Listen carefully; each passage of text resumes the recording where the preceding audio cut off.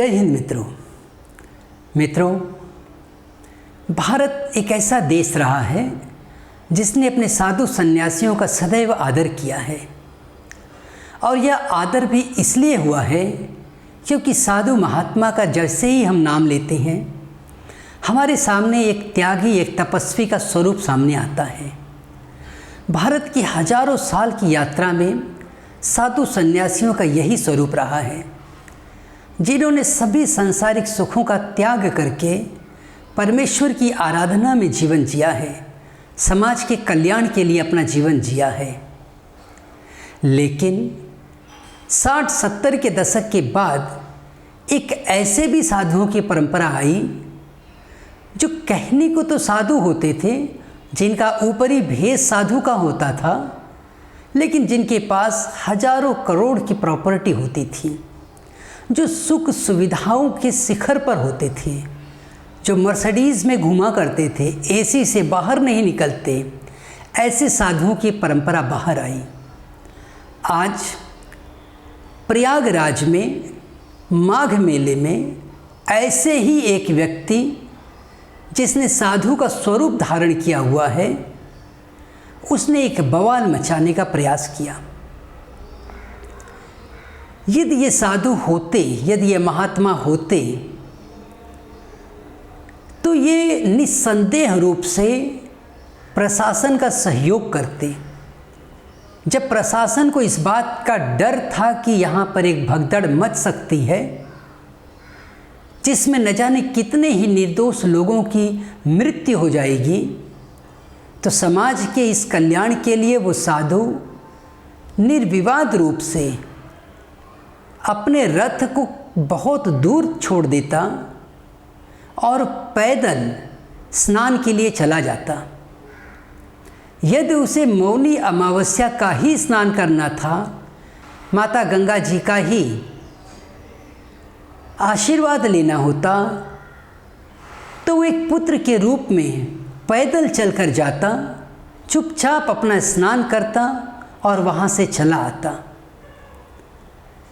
लेकिन एक समाज के रूप में हमें यहाँ पर बहुत सजग और सचेत होने की आवश्यकता है।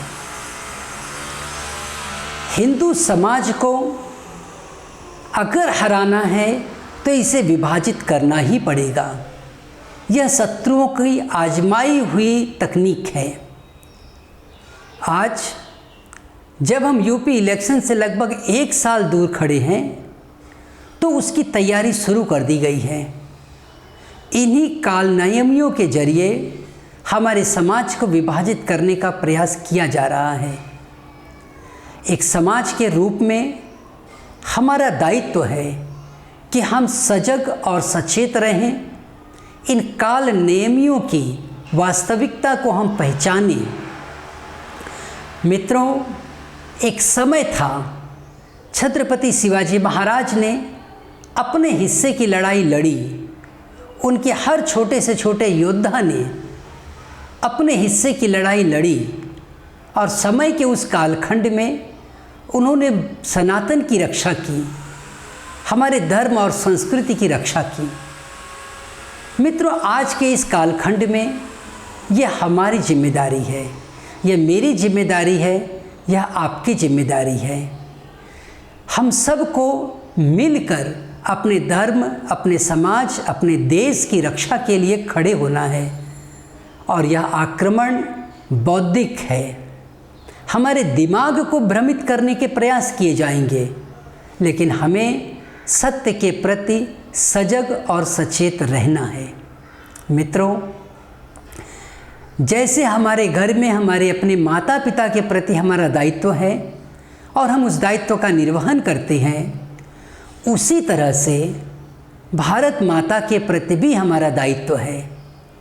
माँ भारती की सेवा करना यह कोई राजनीति का विषय नहीं है।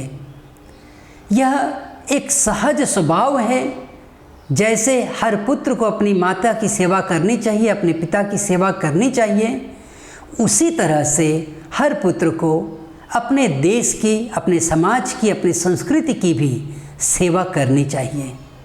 और इसलिए आज हमें सजग रहना है, हमें अपनों को भी सजग रखना है, क्योंकि ये जो हमले हो रहे हैं ये विचारधाराओं पे हो रहे हैं, हमारे विचारधाराओं को भ्रमित करने के लिए हो रहे हैं।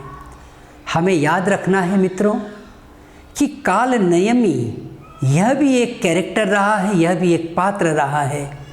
तो बाहरी स्वरूप भले साधु का हो, लेकिन ऐसे किसी भी काल नियमी के प्रति हमें सजग रहना है, अपने समाज को हमें एकजुट रखना है। मित्रों, हमारी जाति चाहे जो हो वो सिर्फ शादी ब्याह के कार्यक्रम तक ही है, उसके परे हम सब एक हैं, हम सब भारतीय हैं, हम सब भारत माँ की संतान हैं और हम सब हिंदू हैं, हम सनातनी हैं। यही हमारी पहचान है। हम सब एक दूसरे के लिए, एक दूसरे की रक्षा के लिए डट कर खड़े रहें। हमारा संकल्प हो कि इस आने वाले अब जो 2027 का इलेक्शन होगा उसमें फिर से एक कर्म योगी आदित्यनाथ जी को हम फिर से सत्तारूढ़ करें, उन्हें फिर से हम सत्ता दिलाएं और हम इस प्रयास में लगे रहें, क्योंकि यह सत्ता सुख भोग के लिए नहीं है, यह समाज की रक्षा के लिए है, हमारे और आपके बच्चों के भविष्य की रक्षा के लिए है। इसलिए हम सभी का दायित्व है कि हम सब अपने क्षेत्र से, अपने स्थान पर रहकर हम जो भी कर सकते हैं हम अवश्य करें। हम फिर मिलेंगे मित्रों। जय हिंद, भारत माता की जय।